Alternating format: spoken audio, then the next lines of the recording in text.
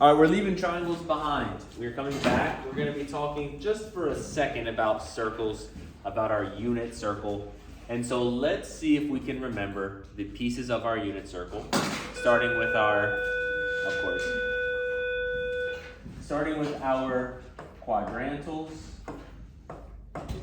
and then we'll get our first quadrant sorted. What's up, man? Welcome. What's up? Here. So our quadrantals, this is just our x and y direction. Our quadrantal, this is over here in the positive 1 x direction with a 0 as our y. This would be 0, 1. This would be negative 1, 0. This would be 0, negative 1. I'm not sure what's going on with the board, but it is definitely struggling. Okay, now let's get our first quadrant. Ooh, the delay is crazy. Let's get our first quadrant values.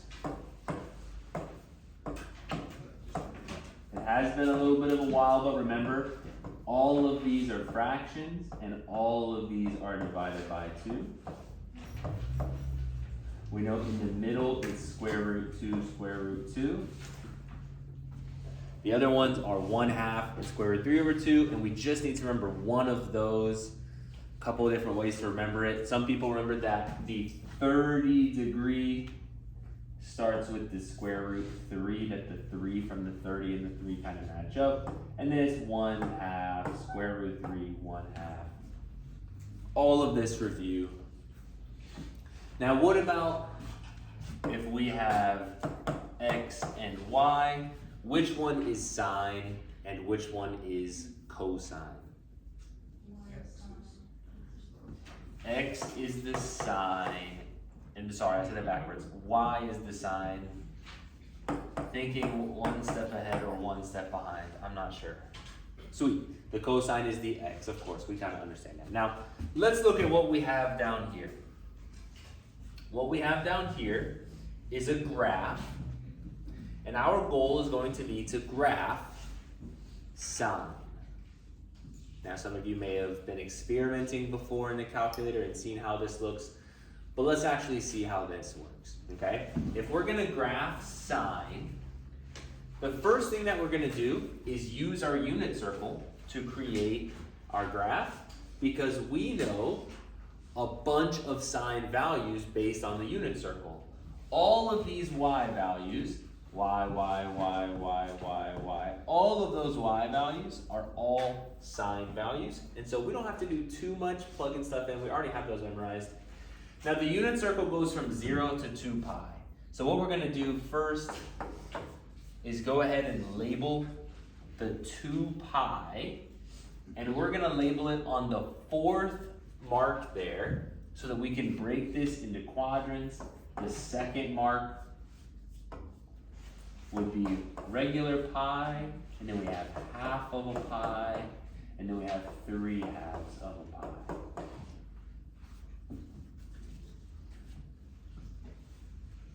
Those are our quadrantals. And so let's graph sine by grabbing our quadrantal numbers. And remember, we need to grab from the quadrantal the y values, because that's the sine value. So starting here at 0, what is the sine value?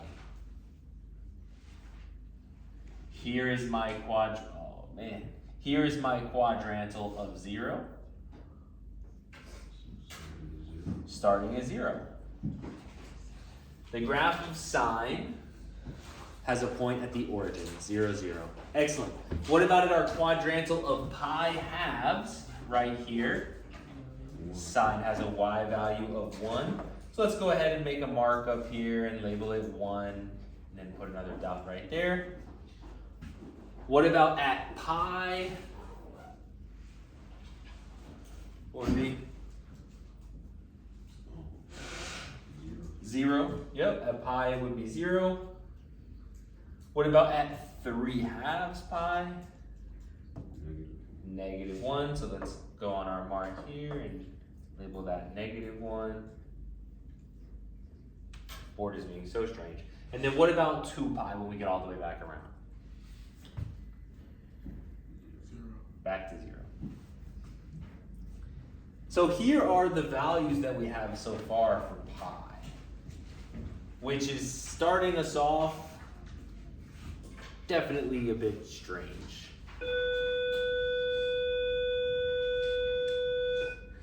Now, we also know these other numbers from our unit circle. For example, we know that at pi 6, sine is 1/2. We know that at pi 4ths, sine is square root 2/2, and at pi 3rds, sine is going to be square root 3/2. Obviously, I know that 1/2 is like 0.5. What is the decimal for square root 2 divided by 2? Can somebody calculate that for me in their calculator? Like 0.7? Something like 0.7. What about for square root 3 divided by 2? Can you do that one for me as well? 0.86. 0.86. Okay. So these numbers also can fit onto our graph here. Now I need to zoom in as much as I can. I wish I could zoom in a little bit more, but right in between these two would be pi 4ths. That's where we saw it was at 0.7. 30 degrees or pi 6, we know that one's 1/2. And then 60 degrees or pi 3rds, we heard was 0.86. Those are just those values from our unit circle, and maybe I'm losing you just a little bit, but here's the bottom line. In this first piece,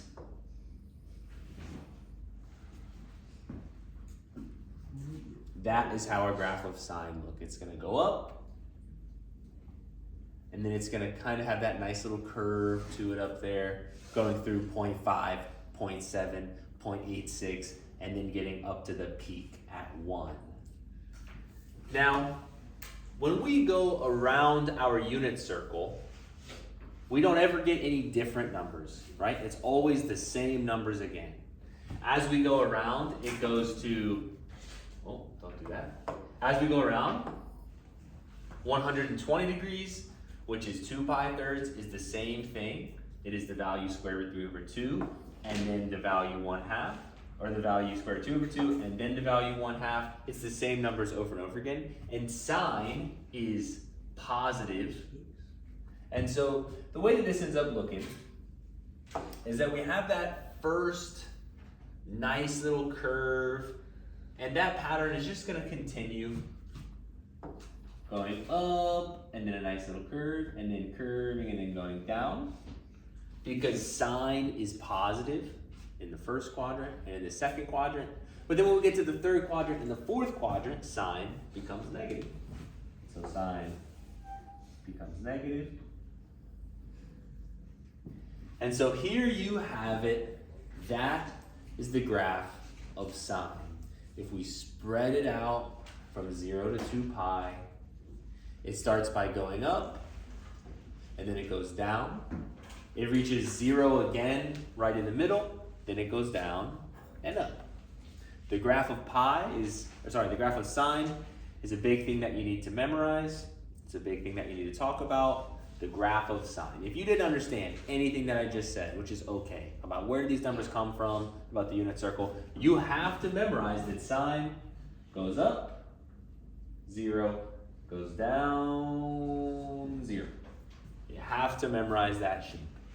Now, because the unit circle keeps going over and over again, once we go around the unit circle and get back to 2 pi, it starts and ends at the same place, because the way the unit circle works is it never really ends. It can keep going, and you can keep making more and more laps.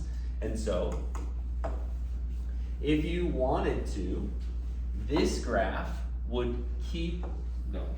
It would go up and then down and then up.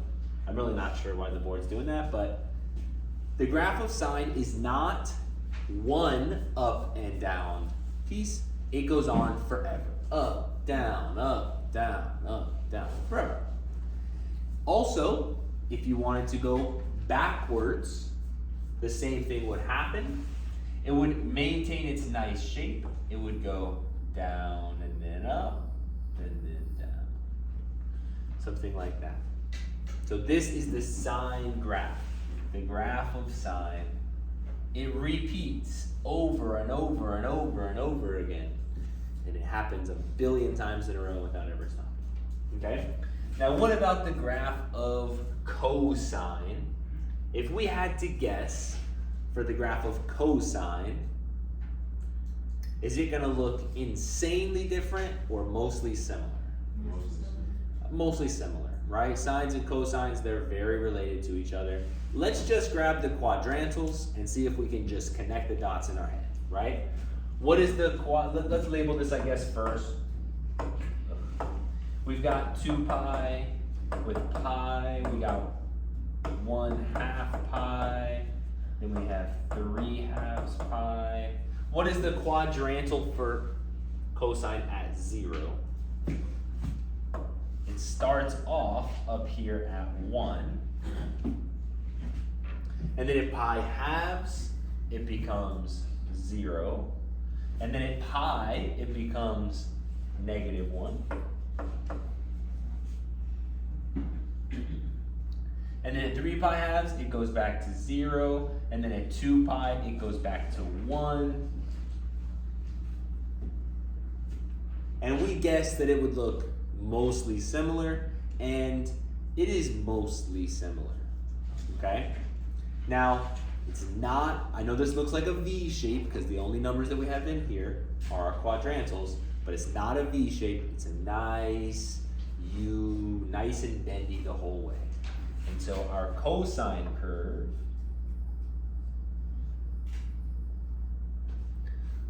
will look like that.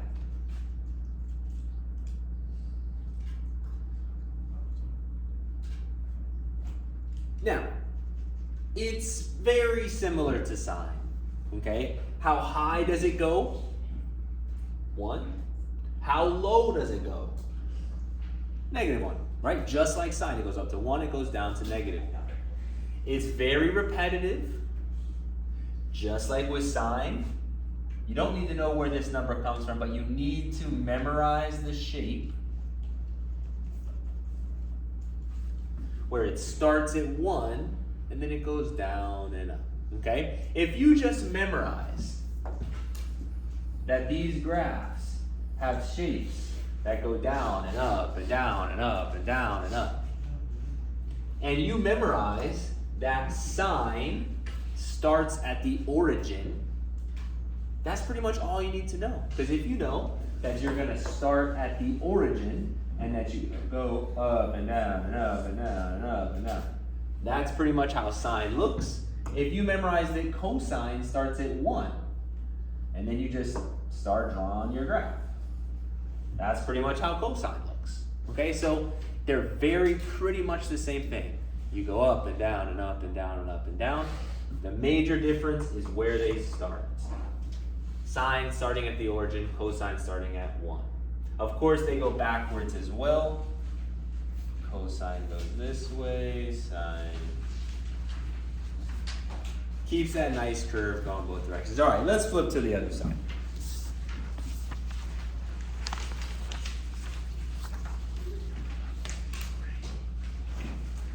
Now it does look like I'm missing this page on the computer.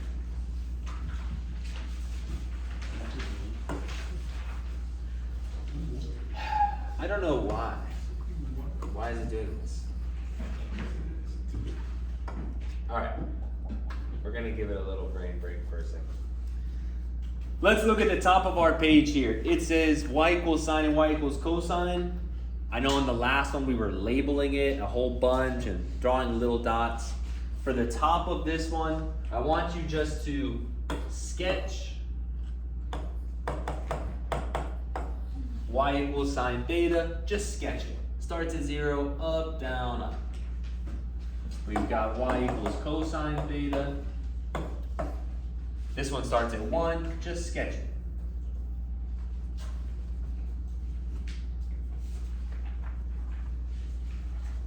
And then we get these two words here,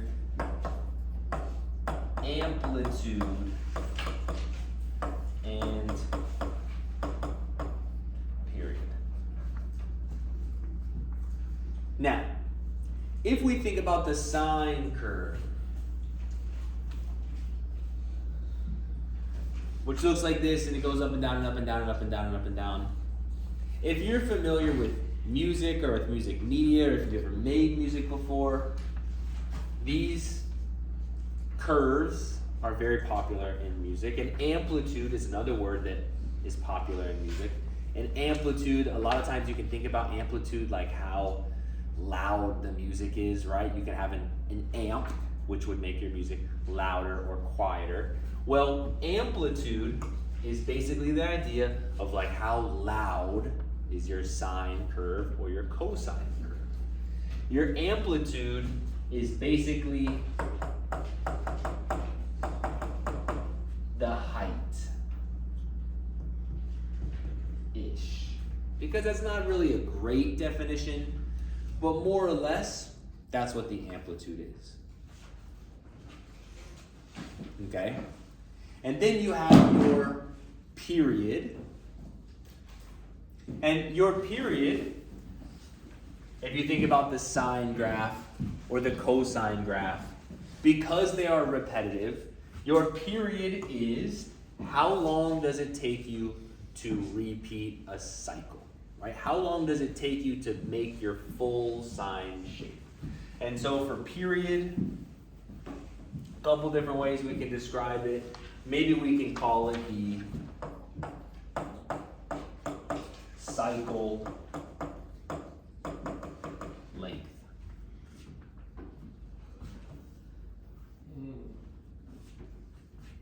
Okay, if we're calling it the cycle length, and the amplitude is the height, let's label the amplitude and the period for both of our original graphs here, and this is going to be incredibly easy. What is the height of our original sine graph? 1. It's just 1. It goes up to 1. Now, if you said 2, I get it because you're thinking you go down to -1, but it's just 1. How high does it go? It goes up to 1. Cool, that's the amplitude. And then let's talk about the period. Again, how long does it take you to complete the full cycle? How long does it take you to typically go around the unit circle? 2 pi. Right, remember on the front of the paper, we were labeling this as 2 pi. And so it takes 2 pi before we get back to the start. And what about cosine? What is the amplitude of cosine? 1. Because it goes up to 1 just like sine does. And what is the period of cosine? It is also 2 pi. Sweet. Now, underneath that, it says, consider y equals a sine bx. Now, don't overcomplicate this, okay? A is a number in front of sine, and b is the number that is inside of the sine, touching the x. And basically, one of these affects the period, one of these affects the amplitude, and we're just gonna figure out which one it is. That's our goal for today. Learn the sine and cosine curve. We've already done that. And then kind of discover how period and amplitude are affected. So it says on a graphing calculator, input y1, sine of x. So you can press on your calculator. The y1 button is, you know where that is, it's the alpha y equals button, except for you don't press alpha, you just press the y equals button. And then on y2, the line underneath that, type 4 sine x.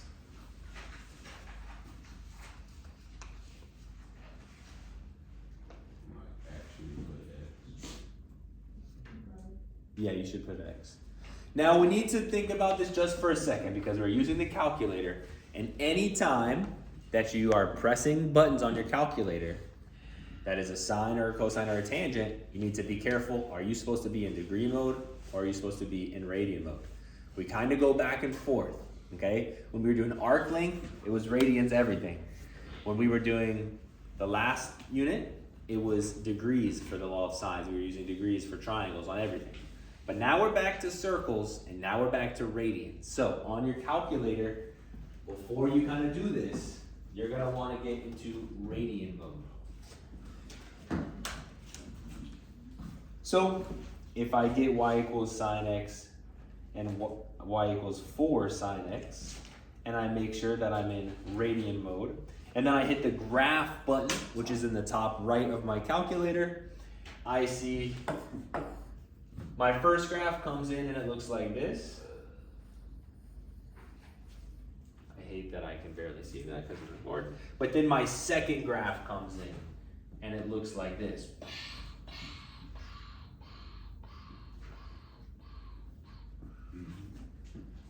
So that 4, that is in the A position, did that affect the height of my sine graph, the loudness, or did it affect the frequency of my period, how long it took me to make a cycle? The loudness. This is the loudness. And so the A affects the amplitude, which is pretty easy. Now it says up next to put 1/4 sine. So if we go back to y equals, and then maybe we delete that 0.4 or that 4, we put like a 0.25 sine x. Then we graph that. We're doing the opposite. Instead of being twice as big, we should be a quarter. And so now we're seeing something different. Now instead of this nice big graph here, we're gonna see a graph come in that's a little tiny sine graph. A little quiet, amplified sine graph. Like somebody turned the volume down a little bit because it's 1/4 as big.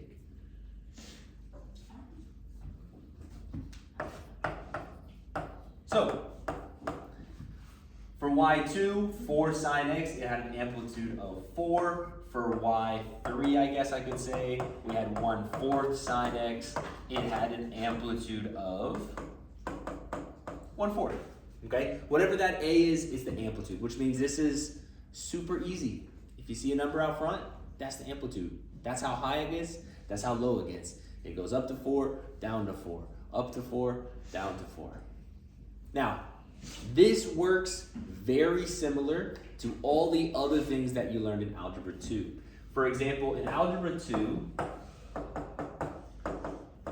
you learned how to graph this. You would go to the right 1. You would go up 3.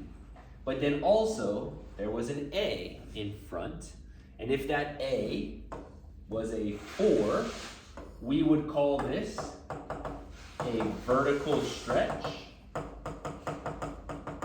And guess what? It's the exact same thing that has happened in our class with a sine graph. The number that is in front is a vertical stretch. Exactly the same thing. Okay? Now, the one underneath that, it says input y1 equals sine x and y2 equals sine 4x. Now this is where you might start to tune me out a little bit. You might be thinking, okay, I'm getting bored.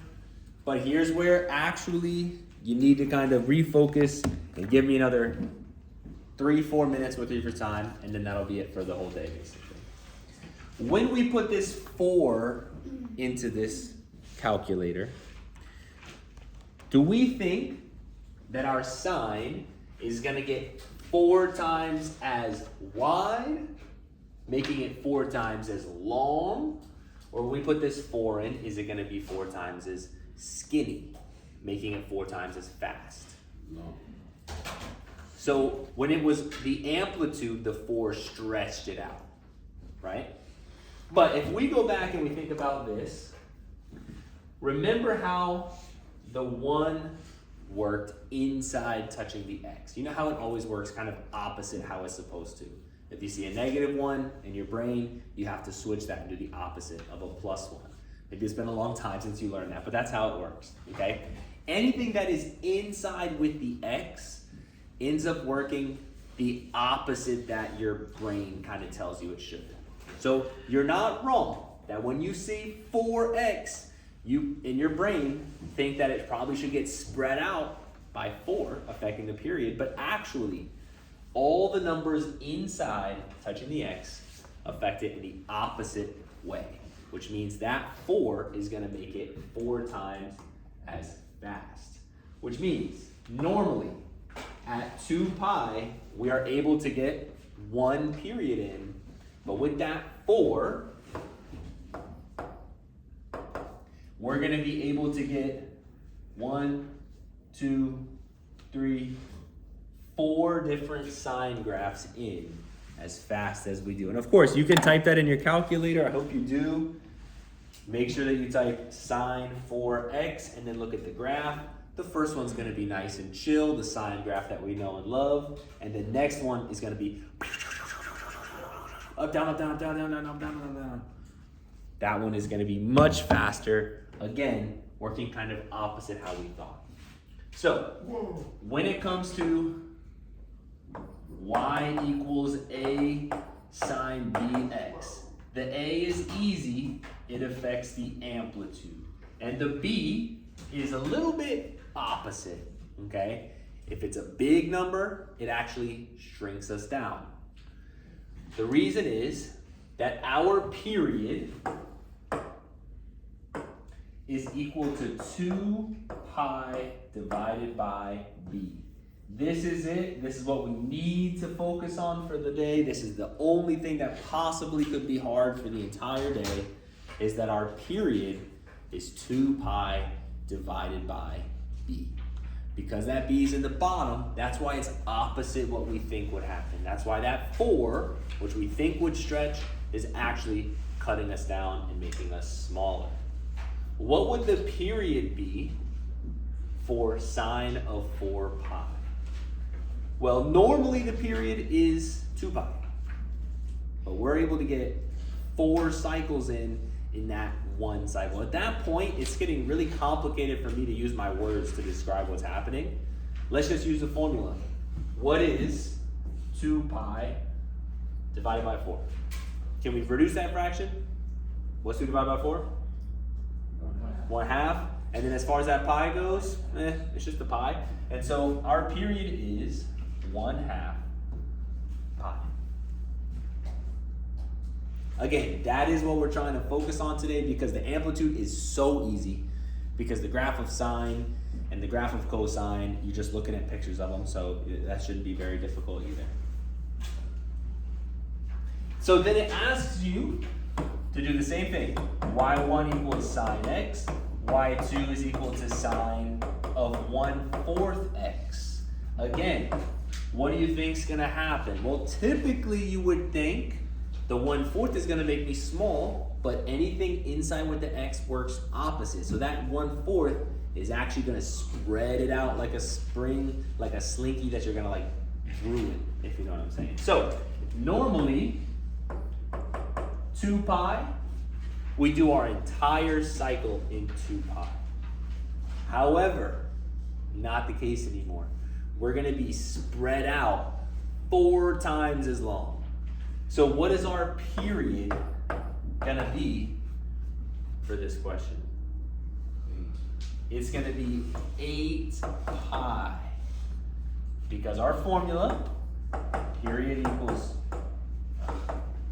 2 pi over b, and the b is 1/4. Now, a lot of people start to get worried a little bit because we have dividing fractions, but if you're worried about dividing fractions, remember that you can do keep, change, flip, and then that's how we see 2 times 4 makes 8. It would be 8 pi. So, our graph for this question would look like that from 0 to 2 pi. Because it's going to take another 2 pi before we come back down, and another 2 pi before we get to the bottom, and another 2 pi before we get back and finish our period of 8 pi. Okay, flip over to the other side. We got 10 minutes of lunch. Here's my goal. I'm gonna be going fast, all right? I've been going a bit slow. Maybe you've already even started this. Check this out, we're gonna go fast. 3 sine pi. The amplitude is normally 1. Did it change? Yes, what is the new amplitude? 3. That means we should be going up to 3 and down to -3. But that's not really very difficult. The period is normally 2 pi. Did it change?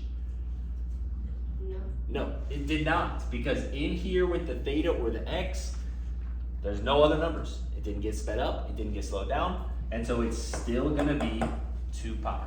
So let's draw a 2 pi here. And then let's do our sine graph going up to 3 and down to -3. Sine starts at 0 and finishes at 0. In the meantime, we need to go up.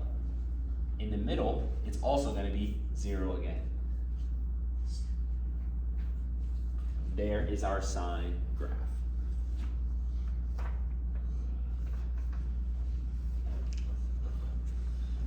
Let's go down and do this one next.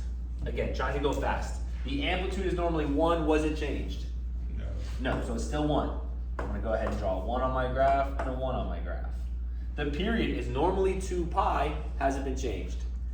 Yes, it has been changed. The period is 2 pi divided by b, which is 2 pi divided by 3. And that is how long it takes us to complete a full period, a full cycle. So instead of putting 2 pi here, I'm going to put 2 pi over 3. Because I'm going to do my full thing when I get to that 2 pi over 3. Cosine. Cosine starts at 1 and finishes at 1. In the middle, it's going to be at the bottom, at -1. And then I'm going to draw a nice curve. There's my graph. You all right? Oh, yeah. Now, of course, the same thing, right? You would keep going forever, up, down, whatever. Cosine forever, forever, forever. That's fine. But our 1 period is happening at 2 pi thirds. It's not happening at the normal 2 pi. Okay, now let's go top right. I'm giving you a drawing, and I want if you can see if you can figure out the amplitude. What is the amplitude of the top right? 4. Oh, wait. Should be 3. Oh. Should be 3. It goes up to 3. It goes down to -3. It's 3. That's not very difficult. Then let's look at the period. Normally, we can get an up and a down in 2 pi. How long does it take us to get an up and a down? We go up and down. That right there, that is our period. Right? That is 1 full cycle, and it only took us pi halves to do that. The period is just talking about 1 cycle. The period is just 1 cycle, exactly. Okay, now here's the hardest part. What is the actual equation for this function? The easy part is that, well, we know it's a 3. Does this look like a sine graph or a cosine graph? Sine, right? Look at that. You guys are already so good at sine and cosine, right? It's so easy. But here's the hard part, is that b number. Because it is not just pi halves or x divided by 2. That's not how it works, okay? It needs to be a number that has changed our function so that our period has become pi halves. But it is not pi halves. Here's what we got. Period is equal to 2 pi over b, right? Yeah. And what is our period for this question? Pi. So pi halves equals 2 pi over b. What does b have to become so that they are the same on left and right of the equal sign? It has to become a 4. Because that way 1/2 pi equals 1/2 pi. Only if b is a 4. Okay. Now, some of us are going to be able to do this. Boom, I can make this little fraction and I can figure it out. It should be 4x. If you're thinking in your head, that number 4 just came out of nowhere and I have no idea what happened there. Well, just do cross multiply. Cross multiply. When we cross multiply, we're going to get pi b equals 4 pi. Divide by pi, divide by pi. It says b equals 4. Right? So if you can't do the little fraction in your head, that's fine. Just do the quick math. All right, that was our 5 minutes till lunch thing. Let's go quick. This one has an amplitude of 4 and a period. Now this is a cosine graph. 4. And it's a 4 cosine. Period 4. The period to do the full lap is going to be 4 pi. Now our formula is P equals 2 pi over B. Our period, we just decided, nice job, was 4 pi.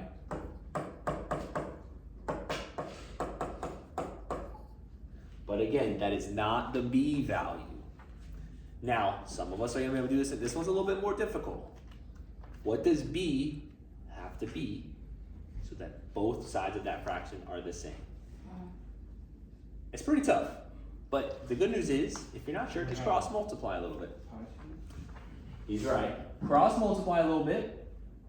We're going to get 4 pi b equals 2 pi. Of course, if we divide by pi's, the pi's are going to cancel out. And then divide by 4. B equals 2 over 4. The b is 1/2. Again, that's where the difficulty for today is coming up. The amplitude is so easy dumb. You guys already know the sines and cosines. You already know the amplitude. You already understand the period. But solving for that b value doesn't take a lot of math, but it does. You have to actually think about it. Excuse me. What's up? How did you, with the 2 pi, when you cross multiply, how did you get the 4? It was already 4 pi because we knew that it took us 4 pi to do a full period. Well, we got another question coming up. All right, this one should be easy where we do it ourselves. The amplitude is 1/4. As far as drawing that goes, it's pretty easy because we just label it as 1/4, and it's not that sketchy. We know it's sine, so we know we're going to start at 0. How long does it take us to do our period? It is 2 pi over b. And what is our b number? Pi. So how long is our period for this question? Our period is 2. So I'm going to put a 2, not a 2 pi, just a regular old 2. Our period is just 2. Then I know that my sine graph looks like that. Ooh, that's a good one. I'm gonna be the best sine graph I've done all week. Sheesh. All right, last one. The amplitude of the last one is 3. So easy. Is it sine or cosine? Sine. 3 sine. That stuff's all very easy. How long does it take us to do a full cycle? 4. Not 4 pi, but 4. Okay. So our period is equal to 2 pi over b. We just figured out that our period is 4 for a full cycle. So 4 equals 2 pi over b. A little cross multiply is going to put that b over here with the 4. 4b equals 2 pi. Divide both sides by 4. 1 pi over 2, or 1/2 pi. So it should be 1/2 pi x. All right, amplitude, period. A lot of it is easy. Solving for that b does make you think a little bit.